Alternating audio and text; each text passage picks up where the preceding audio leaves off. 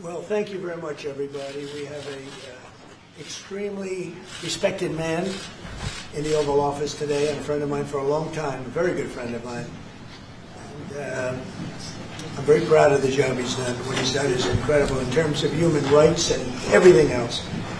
And he's the Crown Prince, the future king, and I just want to pay my greatest respect to your father, King, who is an amazing man. I met him early on. He greeted me at the airport at an age that was pretty high up there, and it was about 117 degrees, and he was standing on the red carpet as I came out of the plane. And he's amazing. And when I met his brilliant son, it was at the Oval Office. Shortly thereafter, you came in representing the country, and I called the father. I said, "This guy is fantastic." And I don't know if that helped you or hurt you, but obviously it couldn't have hurt too much, because here you are, right?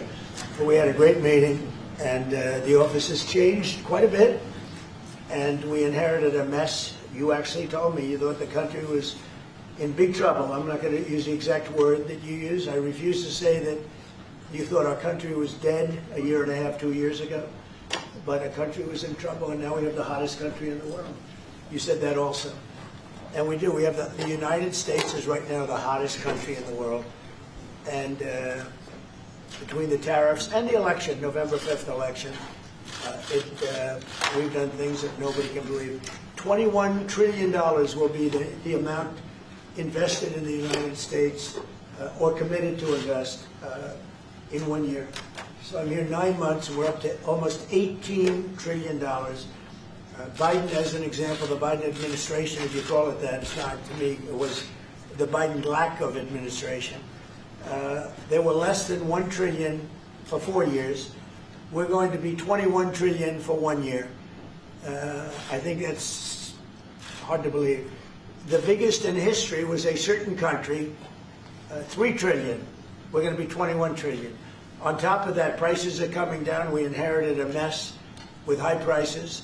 The worst inflation in the history of our country. We had inflation that was a single full 4 years, the worst inflation in the history of the United States. Gas prices through the roof, and that's after destroying our petroleum reserve, which was meant for wars and big emergencies, not to try and win an election. They opened up the reserve so that people get $3 less in gasoline, and it didn't work. They got about 3 cents less, because as big as those reserves are, they're peanuts when you're talking about that kind of traffic. And we're rebuilding the reserves. We're doing all of this, and we've done a job. We're also bringing down prices very substantially, and we've already brought them down very, very substantially. Gasoline is way down. I think you'll be seeing $2 gasoline, but we're now at $2.50, $2.45. Some are lower than that. It was $4.50, $5, $6, $3.50, $3.75. Under Biden, all different numbers, but way high. And we have energy way down. But the biggest thing to me, because I know what it means in jobs, is the fact that we're at over $17 trillion, Scott, and we expect to be around $21 trillion in 1 year. And that's many times bigger than in history. The highest number was $3 trillion. And we're going to be at $21 trillion. That means new plants, new AI, new auto plants. We have auto plants coming in from Canada, from Mexico, from Germany, from Japan. Toyota just agreed to invest $10 billion on new auto plants, all American workers. We've never been in a position like this. You can go back to the beginning. Our country has never been in a position like this, and it really is because of the fact that we use tariffs to bring all this money in. And you're going to see the results in a year when these plants start to open up. We have more plants under construction now than at any time in the history of our country. And these are big plants. These are the biggest plants anywhere in the world. And I want to thank you because you've agreed to invest $600 billion into the United States. And because he's my friend, he might make it $1 trillion, but I'm going to have to work on him. But it's 600. We can count on 600 billion. But that number could go up a little bit higher, yes, or I don't know, we'll see. But we appreciate it very much. So Saudi is going to be investing at least $600 billion, and that means investments in plants, in companies, money on Wall Street, and what it really means for everybody that really counts is jobs, a lot of jobs. We have a lot of jobs. So I just want to thank you. We've been really good friends for a long period of time. We've always been on the same side of every issue. I think we've done a great job in wiping out the nuclear capacity of Iran. Nobody else could have done that. No other president would have done it. We had the pilots in the Oval Office right here. We were celebrating a very successful attack. So I had them in with that beautiful B-2 bomber that's over there. And they said, sir, for 22 years, we practiced this attack. Our predecessors, these were very young guys, so 22 years, they said our predecessors and us practiced the attack on Iran. But no president ever gave us the go-ahead. 3 times a year they went out and they practiced the attack. Nobody let us do it until you came along, and I let them do it because it was the right thing to do. You can't have a nuclear Iran. And so we put you in a very good position. But I just want to say it's an honor to be your friend, and it's an honor that you're here. And if you'd like to say a few words, but thank you very much. Well, thank you, Mr. President. This relation has been a relation for about 9 decades, and we've been working together for a long time. But today it's a very important time in our history because there's also a lot of things that we're working in the future. We believe in the future of America. We believe in what you're doing, Mr. President, is really creating a lot of good things and good foundation to create more economic growth, more business in America. And it will also your work for the world peace. I believe, Mr. President, today and tomorrow we're going to announce that we are going to increase that $600 billion to almost $1 trillion of investment, real investment and real opportunity by details in many areas. And the agreement that we are signing today in many areas in technology, in AI, in earth materials, magnet, etc., that will create a lot of investment opportunities. So you are doing that now. You're saying to me now that the $600 billion will be $1 trillion. Definitely, because what we are signing will facilitate that. And I like that very much. No, that's great. I appreciate that. That's great. We're doing numbers that nobody's ever done. And in all fairness, if you didn't see potential in the U.S., you wouldn't be doing it. Definitely. You don't want to lose money. As you said, Mr. President, it's the most hottest country in the planet. But what you're creating is not about opportunity today. It's about also long-term opportunity in North America that will affect American economy positively in the next coming decades. Preparing the right foundation of emerging technologies, that's a game changer for America in a good way, and we want to be part of it. Yeah, we're doing really well. And this, you don't see what we're doing so much because we have, although the construction industry sees it. If you look at Caterpillar, who's been incredible, the tractors, everything else, the numbers that we're doing in construction are unbelievable. Some of the plants that we're building, AI, and they're building their own electric with the plant. I gave them the right to build their own electric with the plant because no country, frankly, will have this. China's working very hard to produce enough electric, but we're beating China substantially at AI, which is a big thing. And we had a great meeting 2 weeks ago with President Xi, but on AI, we're doing well. And I have a man, David Rommel. Yes, sir. David, could you say a few words about what you're seeing on the job front and all of the some of the assets, and also how we've been helped by the Saudis in terms of the kind of investment they've made, please. Yeah, most certainly. Thank you for the opportunity. I am a facility leader for GE Vernova, and if you look at the landscape for GE Vernova investment, over $750 million in the U.S. focused on true manufacturing jobs here stateside. We're looking at tripling the output of our Greenville, South Carolina facility, where we make the gas turbines that are supporting U.S. needs as well as the Saudi Arabia needs. Right. So real jobs, $300 million in gas investment, resulting in over 500 pieces of new equipment being installed in the Greenville, South Carolina facility. That translates into roughly 1,800 jobs across the board for GE Vernova as we try to scale capacity to be able to meet this demand. Along with that, we're partnering with local communities to build the skill set that's required to meet these capacity needs. So that talent pipeline is incredibly important. So it's real jobs in the manufacturing space. Well, you've been great, and thank you very much. And we love that state. I won that state by record numbers. I won a lot of states by record. Texas, a lot of them by Indiana. We're working with Indiana or something right now. We won that. We won a lot of them by records, but that was one of them. I want to thank you very much. Say hello to everybody. Great job. You're doing a great job. Thank you. Appreciate it, Mr. President. So, just in wrapping up, we'll take a couple of questions, but I want to just tell you what an honor it is to be your friend, and I very much appreciate the investment of now $1 trillion, okay? So I'm glad you got that out. I didn't want to be the one to tell them, but that's great news. We keep increasing, Mr. President. I know. Each time the opportunities are just increasing more and more. Well, the opportunities, right? We're doing better. Even if you look back 6 months ago, I mean, now all of a sudden you feel even better. So, and I think we're only going to go in one way. Does anybody have any questions? Mr. President, have you approved the export licenses for advanced chips to Saudi Arabia? The export licenses? We are working on that. We're negotiating that right now. Marco, do you want to talk about that, or Scott? Okay, well, I mean, that's part of what we may have announcements on that later today, but that's what we've been working on is the mechanics by which something like that can be achieved, and it's part of the broader process, part of this broader engagement and cooperation between our two countries. Certain levels of chips. Yeah. And for the Crown Prince, Your Royal Highness, you're talking about $1 trillion in investment. Could the kingdom continue to do that with oil prices in the mid-60s? Yeah, we are not creating a fake opportunities to, please America, please President Trump. It's real opportunities. For example, when you ask about the AI and the chips, Saudi Arabia have a huge demand a huge need of computing power, and we're going to spend in the short term around $50 billion by consuming those semiconductors for our needs in Saudi Arabia. And with the agreement that we're going to have with America, that will allow us to focus that consuming power in the short term by $50 billion from America, and long term with hundreds of $billions in the long term. So there's a lot of real opportunities that fit to our need in Saudi Arabia and fit to our investment strategy.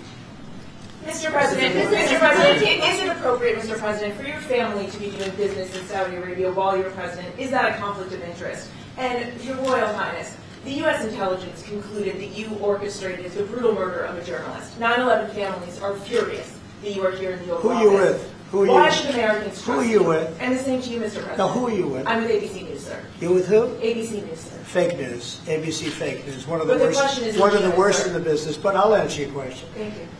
I have nothing to do with the family business. I have left, and when I've devoted 100% of my energy. What my family does is fine. They do business all over. They've done very little with Saudi Arabia, actually.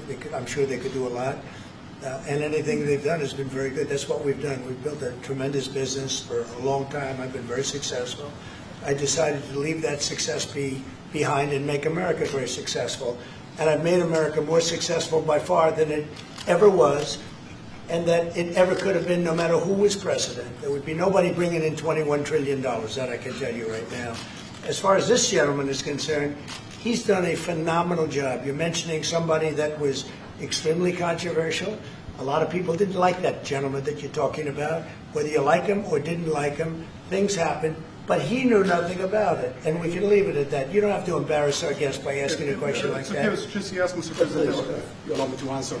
I feel painful about the families of 9/11 in America, but we have to focus on reality. Reality based on CIA documents and based on a lot of documents that Osama bin Laden used Saudi people at that event for one main purpose, is to destroy this relation, to destroy the American-Saudi relation. That's the purpose of 9/11. So whoever buying that means they are helping Osama bin Laden's purpose of destroying this relation. He knows that strong relation between America and Saudi Arabia is bad for extremism, it's bad for terrorism. And we have to approve him wrong and to build our relation, to continue developing our relation. It's critical in the safety of the world. It's critical against extremism and terrorism. About the journalists, it's really painful to hear, anyone that been losing his life for, no real purpose or nothing illegal way, and it's been painful for us in Saudi Arabia. We've did all the right steps of investigation, etc. in Saudi Arabia, and we've improved our system to be sure that nothing happened like that, and it's painful and it's a huge mistake, and we are doing our best that this doesn't happen again. Mr. President. Thank you, Mr. President. The Crown Prince has been instrumental in helping lifting the sanctions on Syria. That's true. Will there be any joint investment between the U.S. and Syria? And will you visit Damascus? Are you from Syria? No, but Where are you from? I'm from Palestine. Oh, making a lot of progress, huh? Very good. Well, they But like I have the Palestinians Crown like Prince me. as well after you, sir. Palestinians are doing very well, actually. I think we're working very closely with a lot of people that make everybody happy, including Israel, the Palestinians, and everybody. That's very interesting. No, I think that I will tell you, the Crown Prince called me, and he specifically asked me if I would lift the sanctions on Syria, because he wants to see Syria make it. As you know, the leader of Syria was just here. We had a great meeting, and he's a strong guy, and I guess you need a strong person to run it. And I think Syria's made tremendous progress. And we did lift the sanctions at the request of the Crown Prince. Also, the President of Turkey, Erdogan, called me specifically. He said, you know, if you don't lift the sanctions, Syria doesn't have a chance. If you do, they have a very good chance. And between the two of them and some others, I lifted the sanctions. And the results so far have been pretty good. Can I ask you a question about the F-35s that are being sold to Saudi Arabia? Are these the same ones that are being used by the Israeli military? And if so, how does that allow for the qualitative military edge for Israel? And then I want to ask you, because you brought up the plight of the Palestinians, are you aware of relocation flights to South Africa that are taking place right now? Which flights? There are relocation flights that are taking place. Some Palestinians are being charged up to $2,000 I'm not a going to seat. South Africa for the G20 because I think their policies on the extermination of people are unacceptable. So I'm not going, so I won't refer to anything having to do with South Africa. South Africa has behaved extremely badly. But I will say that when you look at the F-35 and you're asking me, is it the same? I think it's going to be pretty similar. Yeah. How will that This affect- is a great ally, and Israel's a great ally. And I know they'd like you to get planes of reduced caliber. I don't think that makes you too happy. They've been a great ally. Israel's been a great ally. And we're looking at that exactly right now. But as far as I'm concerned, I think they are both at a level where they should get top of the line. Yes, please. Can I just ask for the Crown Prince, if I could just ask about the direct talks between you It's all right. Steve, one second. Go ahead. Have you reached an agreement on a U.S.-Saudi defense treaty today? And are you going to bring up the Abraham Accords in your discussion? I already brought them up. What did you say? I think I got a positive response. Would you like to respond? Yeah, so Yes. definitely we believe having a good relation with all of the Eastern countries is a good thing, and we want to be part of the Ibrahim Accord, but we want also to be sure that we secure a clear path of two-state solution. And today we have a healthy discussion with Mr. President that we're going to work on that to be sure that we can prepare the right situation as soon as possible to have that. I think we're, I don't want to use the word commitment, but we've had a very good talk on the Abraham Accords. We talked about one state, two state. We talked about a lot of things in a short period of time. We'll be discussing it further too. But I think you have a very good feeling toward the Abraham Accords. Yes, definitely, Mr. President. We want peace for the Israelis. We want peace for the Palestinians. We want them to coexist peacefully in the region. And we will do our best to reach that day. And the defense agreement, have you reached an agreement on that? We pretty much have. Question for the Crown Prince, if I could just finish. We have reached agreement on that. Yes. I wanted to ask you about the direct talks between the United States and Iran. Have you been fully briefed on that, and are you concerned at all about how this might impact Saudi security interests? Well, we are close ally. We'll be working closely together on that issue, and we will do our best to help to reach a deal between the rest of America and Iran. And we believe it's good for Iran's future to have a good deal that will satisfy the region and the world and the rest of America. So we will do our best to see that day happen. And by the way, Iran does want to make a deal. I can say I think they very badly want to make a deal. I am totally open to it. And we're talking to them and we start a process. But it would be a nice thing to have a deal with Iran. And We could have done it before the war, but that didn't work out. And something will happen there, I think. But they would very much like, I mean, they may say something else, but they would very much like to have a deal. Mr. President, you are going to sell 35 F-35 Say jets. it. You are planning, you said you are planning to sell the F-35 jets to Saudi Arabia. Yeah. Is it part of the security agreement? And how you assess the defense partnership between Saudi Arabia and the United States? And the question was... Well, I just said it, though. I mean, we're going to sell them F-35s. That's the only big question. Is it part of the security agreement or no?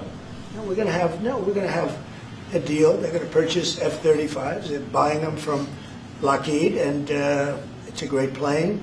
We make, by the way, the best military equipment. You saw that during the Iran little skirmish. We make the best planes, the best missiles. We make the best defensive missiles. We make the best military equipment in the world. Nice. For His Royal Highness, I'd like to ask you about how you see the cooperation between the United States and Saudi Arabia in the advanced technological field, especially AI, and how it will support Saudi Arabia to serve its goal to achieve the vision of 2050. Well, I will try to answer that in short, but definitely there's a lot of interest in many industries between Saudi Arabia and America, and we are signing a lot of agreements in different areas that will really add value to American economy, but also will add value to us in Saudi Arabia. And AI, it's critical for us because one of long-term problems that we could have is lack of workforce. As you've seen in the past few years, some of them have reached 30% of the global migration to Saudi Arabia. So we know that to assure the Saudi Arabia GDP growing, with the lack of workforce that we have, we need to use a lot of computing power to replace job in the long term. So that's huge demand in Saudi Arabia, and we want to link it to American private sectors and getting the supply from America. So there's a lot of opportunities in that area.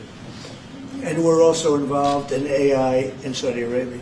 So we're working, and we're leading by a lot on AI.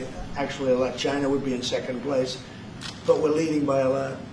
And I have to say this, and our relationship with China has been very good. And as far as buying our farm products, they're pretty much on schedule, Scott. I'd like you to call them, say if they could speed it up. Sure. Okay, but they're pretty much on schedule. Mr. President, please. If I may, I have a question for both the Crown Prince. Who are you? Faisal Abbas from Arab News, Saudi Arabia. Your Excellency. You should be a friendly question. Your Royal Highness, just picking up on something you just mentioned about how some people try to destroy the relationship between Saudi Arabia and the United States. Perhaps, since the launch of the vision, we've been used to having the bigger picture and that everything fits into the bigger picture. Might you want to elaborate a little bit about where is the relationship, the bilateral relationship, the strategic partnership between Saudi Arabia and the United States heading, and what's the big picture there? Well, I don't think it's a relation that we can replace it from the Saudi side or the American side. It's a critical relationship for our political attempt, for our economical attempt, for our security, for our military, for many things. And it has been there for 9 decades, and the opportunities that we have today, it's huge, and it seems that it's going to get deeper in the next few decades. And what we are having today and tomorrow with President Trump, it's really a huge new chapter in this relation that will add value to both of us. When you think about it, I'm just sitting here. You're with the future king, a man who's respected by everybody, a man that doesn't have to be doing this, really. I don't have to be doing it either. And yet we're sitting here taking questions, we didn't say, oh, you can't talk about this, that. And there's never been transparency like this, even in his country, but there's never been, in our country, that's been acknowledged. But we didn't put restrictions, and I'm saying it's sort of wonderful to be taking questions from all over the world. Everybody's here. This is just a small group representative of tremendous numbers of media that are outside, that are very jealous that these people were so selected. But they're representing a lot of people that are outside. I think it's terrific that we can be sitting here being this open, and I think it's really a wonderful thing. If you don't mind, I have a personal question for you. Okay, here we go. I should have said that. So apart from everything you mentioned in your opening remarks, you forgot to mention that you've de-escalated 7 wars since you started. At least in our part of the world, you are seen as a peacemaker. And adding that to all the executive orders and everything else you've mentioned, I really have to wonder, you, in your speech in Saudi Arabia, I was there, you said that His Royal Highness does not sleep at night thinking how he does things better. We wonder in Saudi Arabia, how do you manage your own time, and what's your formula for managing? He does not sleep much, and I don't sleep much. I think we have the same schedule. We're thinking about our countries. And if you sleep a lot and you're president, we just had one that slept more than any president. He broke every record. He sleeps all the time, during the day, during the night, on the beach. The only guy could fall asleep on the beach with the press watching. No, he's not a sleeper. I'm not a sleeper. We don't. We talk at night. We can talk. I can call him almost any time. He goes, "Hi, how you doing?" It's like the craziest times. But no, when you love your job, when you love your country, and when you're in a position like we are, future king, highly respected, crown prince, and in my case, president, you're thinking about your country. You're thinking about making America great again. We're thinking about keeping Saudi Arabia strong and vital, and in a pretty tough part of the world, tricky part, right? Tricky part. A lot of tricky people. But he thinks about his country, and I think about my country. I don't want to sleep. President Trump, do you expect a formal civil nuclear deal to be reached soon? Can you talk to us about that aspect? With of whom? today's, with Saudi Arabia. I can see that happening. Do you think that an agreement will I happen don't. today? It's not urgent. It's always when you have civil nuclear, but you have more oil than almost anybody else. We actually have more oil and gas than they do, but I refuse to say that. And We have more than. We have more than anybody. Can you imagine? And on the F-35s, are those sales? Israel has reportedly wanted those sales to be conditioned on Saudi Arabia moving to normalized. Israel will be happy. Israel is Is going to that be a happy. condition of the F-35? Israel's aware, and they're going to be very happy. Okay? Hello, Yeah, please. Hello. Hi, hello. My name is Amal Hazani from Sharq al-Awsat newspaper, from Riyadh, of course. Good. Good. I have a question for the Crown Prince and for the President. Crown Prince of Saudi Arabia, how much you expected from developing the cooperation with the United States in the field of new energy, AI, supply chain? How much you expected from that? No limit. We just continue pushing forward. There's no limit. So we just push forward for all the opportunities that we have. Okay, Mr. President. This is, you have to understand, this is really a great ally. Yeah. Just the fact that they're now doing, I came in here at 6, I did not know that. I was pushing for the 1 trillion, but he didn't tell me that. Now he told me. This is a great ally of ours. You know, when you invest $1 trillion, that's national security for us too, because it creates jobs, it creates a lot of things. And I would say, Scott, right, when you hear one country is putting $1 trillion into the United States, that creates national security. And, you know, I think that they don't have to say that, but I think a big part of that is also the fact that tariffs are in play. But even beyond tariffs, that's a real ally that will do that. Creates a lot of power for the United States. Mr. President, we are also in Saudi Arabia very happy for this much of Saudi Right, for the relationship. money is attention here, and of course it's come back for us for benefit. So it's complementary interest. So this is the Well, I think yeah. what the different friends and ally do. Well, look, I love the country of Saudi Arabia. I know the people very well. The level of treatment that we go when we go to Saudi Arabia is something that is incredible. And the people like us, and I think they really like America, especially when I'm president. I mean, I don't think they liked America so much maybe for 4 years recently. I think Obama treated Saudi Arabia very, very badly, as you know. And I think Biden didn't have any idea where the hell he was. I don't think Biden knew the difference. How would you describe the future relationship with Saudi Arabia? I mean, from the strategic aspects. How would you describe How would I say the relationship is with? Yeah, at the level of economic I would say development top of the and line. relationship. It's as good as it can. I don't think it can get much better. We have a country that trusts us, and that's why they make that investment. If they didn't trust us, they couldn't make that investment. And we trust them. They've been very reliable. Now we are I rebuilt our military in my first term, and we spent trillions of dollars, and we gave away some of it in Afghanistan stupidly because we had stupid people running our country. But we gave away, but that's, as much as it was, it's a tiny fraction of what we put here. And we're bringing our military to a new level, the highest level ever. We have those plans are going out. And again, it's all American jobs and everything, so it's good for a lot of reasons. But as far as Saudi is concerned, no, I don't think our relationship could be better. I don't think they had a great relationship under Biden, and I don't think they had a great relationship under Obama. But they have a great relationship under Trump. When we did the presidential Walk of Fame, you saw that, right? And we're walking, and I asked the Crown Prince, so outside of Trump, because I blow everyone away, who was the best president for Saudi Arabia? And you could, maybe, it's an interesting answer. I don't know. Roosevelt, who started it, was a Democrat, and Reagan is one of the historical presidents that have close ties with Saudi Arabia. But we've worked with all presidents. Does Trump blow them all away? No, it's another league, Mr. President. And Trump doesn't give a fist pump. See, I grabbed that hand. I don't give a hell where that hand's been. I grabbed that hand. Remember Biden? He travels for 20 hours, gets out, and he gives a fist bump. No. When you get out of the plane, and you got the future king and the man who's one of the most respected people in the world, you shake his hand. You don't give him a fist bump, right?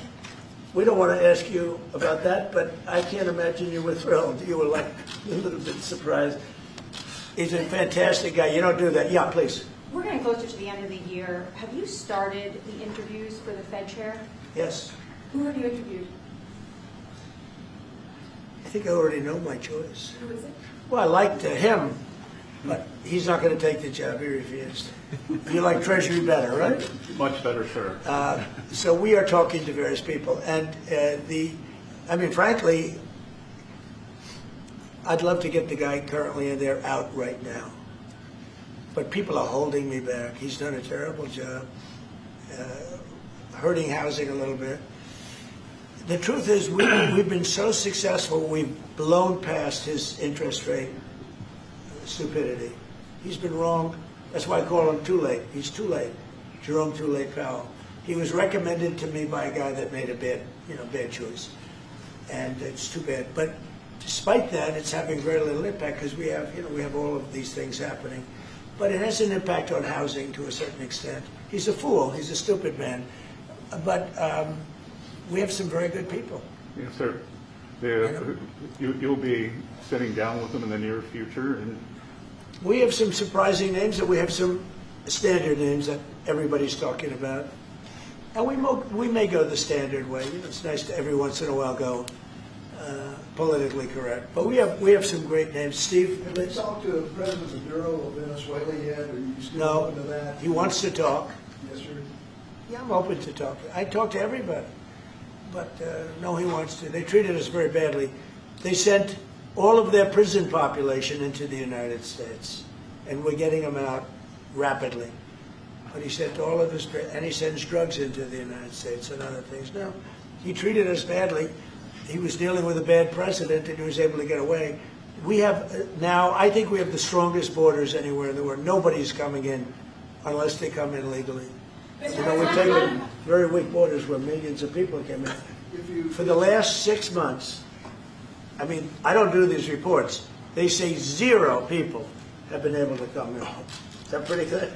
I don't know if that number's right, but it's pretty Mr. good. President, why wait for Congress to release the Epstein files? Why not just do it now? It's not the question that I mind, it's your attitude. I think you are a terrible reporter.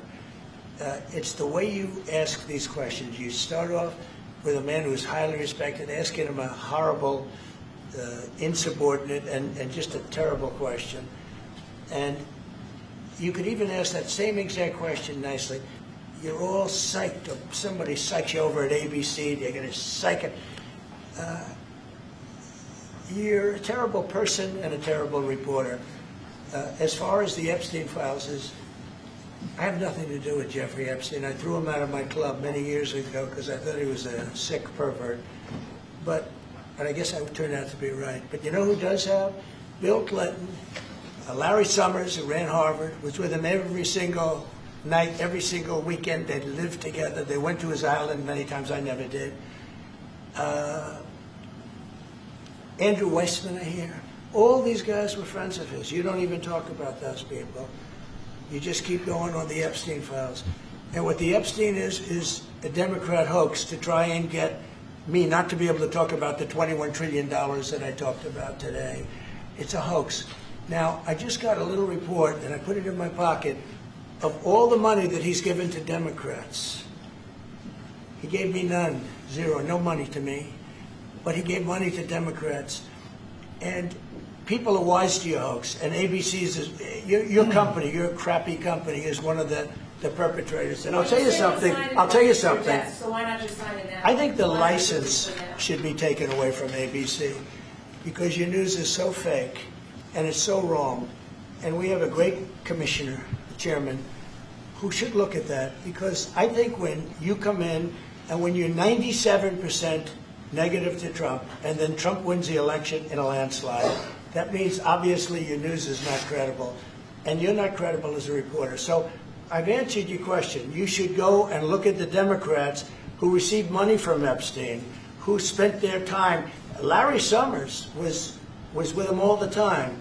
That creep of the fund guy was with him all the time. What's his name? Reid Hoffman. Who? Reid Hoffman. I don't know Reid Hoffman, but I know he spends a lot of money on the radical left. Reid Hoffman, in my opinion, should be under investigation. He's a sleazebag. And those are the people, but they don't get any press, they don't get any news, and you're not after the radical left because you're a radical left network. But I think the way you ask a question with the anger and the meanness is terrible. You got to go back and learn how to be a reporter. No more questions from you. Who else has a question? Prince, very quickly, I want to ask you, how much money is Saudi Arabia giving for Gaza reconstruction? Well, we are in discussion about that. Still, there is no amount being It'll be a lot. named, but It'll be a lot. we will definitely help. Yeah, he's going to. It's very important to him. And a quick follow-up, the International Security Force, given your pledge there would be no U.S. boots on the ground, what is the U.S. role going to be in that, and how do you sort of ratify the allegations that this could undermine Palestinian sovereignty and even the path to state? Look, I think we're going to get along great with the Palestinians, and we know their leadership. We just had a very, you hate to say war, but it was a war. Very, very successful. And you could say really it was on behalf of everybody. We did that on behalf of everybody. And the outcome was extraordinary because we had the best pilots, the best equipment, the best planes, the best everything. And Israel bought the best equipment. They bought it from us. Everything's from us. It all starts here. This office, I was talking to the Crown Prince a little while. You walk into this office, for somebody from the outside, the Oval Office, it's the most powerful place in the world. You're standing right now in the most powerful place in the world. And no matter how big you are, these are the biggest people, the richest people. They walk into this office. It's special, isn't it? Look at him. He's so happy to be here. But you walk into this office. It's the Oval Office. And we've done a lot of good with this office. I've stopped actually 8 wars. I appreciated your question before. But I've actually stopped 8 wars. I have another one to go with Putin. I'm a little surprised at Putin. It's taken longer than I thought. But we stopped India and Pakistan. I could go through the list. You know the list better than I do. I'm very proud. And I stopped one that was almost ready to start again. You know, there was one that was ready to start, and they're doing very well. So it all took place right here in the Oval Office, whether by telephone or whether by they came in. Many of these leaders have come in, and they signed their peace deals right here in the Oval Office. So no matter if it's the biggest business people in the world or the greatest leaders in the world, the biggest leaders in the world, like the gentleman on my right, everybody walks into the Oval Office and they say, wow. And now, by the way, the Oval Office is in the kind of condition that it should be in. Whether you look at the walk or the marble floors or anything down the road, we're fixing the White House and we're building one of the greatest ballrooms ever to be built. We have an event tonight and we're going to have about 118 people because we have a very small room. For 150 years, they've wanted a ballroom, and now you're going to get a great ballroom. And I have to say, I probably made a lot of enemies because in your honor, we're having a dinner tonight, a beautiful dinner tonight, and we have a very small room, right? It's called the East Room, and it's beautiful, it's lovely, but it's like for a little cocktail before you go into a ballroom. It's a very small room. They've wanted a new ballroom for 150 years. We could have sold the big ballroom out 3 times in honor of this gentleman. So I made a lot of enemies because I have a lot of people that are invited tonight or are unable to come because of the size constraint. But you know what we'll do before I leave office? We'll have another dinner because we'll have it ready long before I leave office, and it's going to be beautiful. It's you know, it's a very popular thing what we're doing. And by the way, no government funds. It's all put up private money, all private money. And in the case, I think it's there's a restriction on foreigners. Otherwise, I could have asked you just for a check. Okay? But there's a restriction. These are all private individuals that put up a lot of money to build the ballroom. Not one penny is being used from the federal government. So it's really a nice thing. But I look forward to it. I just pointed it out. If this would be a perfect night to have that ballroom open, Susie. If we had that open, we'd have a lot of people very happy. Right now we have a lot of unhappy people because they all want to be with us tonight to honor this great man. Thank you all very much. Thank you,